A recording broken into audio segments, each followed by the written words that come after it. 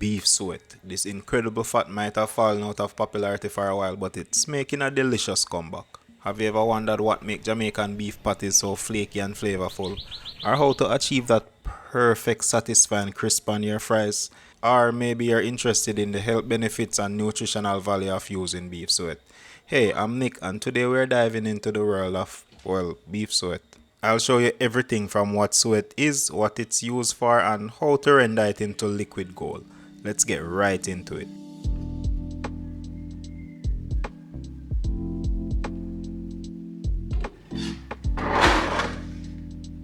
So beef suet is a specific type of fat surrounding the kidneys of the cow, and we are going to render it to make beef tallow. Suet usually comes out of the cow in one whole piece like this. This is a fairly small piece that weighs about 5 pounds, but whole chunks of suet might get up to 20 or 30 pounds. It's distinct from other fats found in beef. It's very firm with a waxy texture and a high melting point. It also has a rich flavor.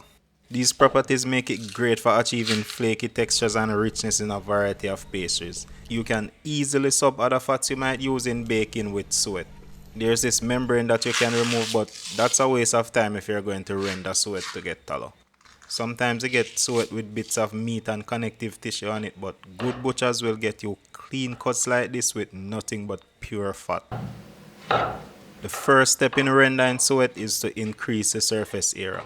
If your butcher has a meat grinder, you can request ground suet and that renders pretty easily. Using a knife to dice this up will still do the trick though. About 12 years ago, I stumbled upon suet for the first time while working on a school project about Jamaican beef patties. Surprisingly, I learned that authentic Jamaican patties didn't use butter but suet instead. It wasn't easy to find. I had to pre-order it from a local butcher at the meat market.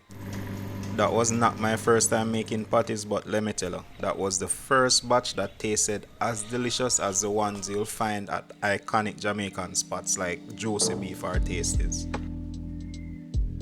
To render suet, use a heavy bottom pan. Something with a pour spout is ideal.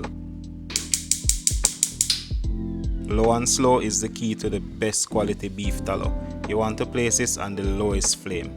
I've seen people add water, but introducing water now means we have to cook it off later. So it's low and slow, especially if you have a lot of suet like I have here. This might take a while, but it doesn't need a lot of attention. Just stir it a few times so the suet renders evenly. It's done when the cracklings are crispy. Low heat is best to get a nice golden tallow without burning anything. Please be careful with handling this, especially with a heavy setup like I have here. Use some heavy oven mitts and be cautious with moving this around. And make sure you're using heat-safe, food-safe containers. To strain this, I'm only using a strainer. My suet was really clean, so I don't have a lot of scum and gunk, but ideally you want something like a cheesecloth to get a fine filter. That, or you could do what's called a double render, by letting the tallow solidify, then remelting and restraining it. Tallow from suet is slightly different from tallow from elsewhere on the cow. It has much cleaner flavor. As I showed earlier, a good piece of suet has not much connective tissue or other impurities that will give the tallow intense or undesirable flavors. The best way I've found to store tallow is to make smaller individual portions. This way you can use what you need without removing the entire thing from storage. Yeah, I know you're probably thinking, isn't that horrible for my health? Well, it's only horrible if you overdo it, and that's pretty much with any food, not just tallow. Suet tallow is rich in healthy fats and fat-soluble vitamins like A, D, E, and K2. If you're on a keto or low-carb diet, suet is great for you. It provides steady energy with the benefit of making you feel fuller for longer.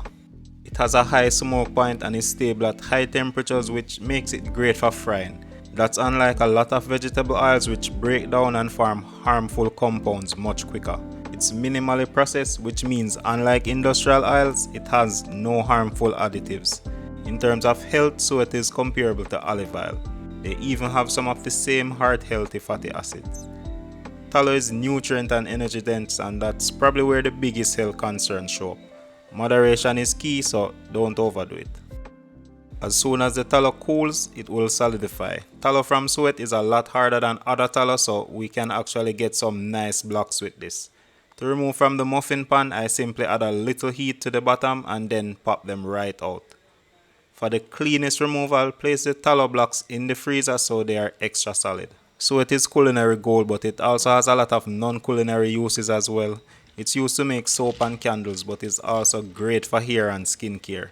It's a great moisturizer because it has a lot of similar properties to a lot of the natural oils in human skin. You can store this at room temperature in an airtight container, somewhere cool and dark, but the best way to store this is in the freezer where it can last up to a year. Maybe more, but I've never had it that long.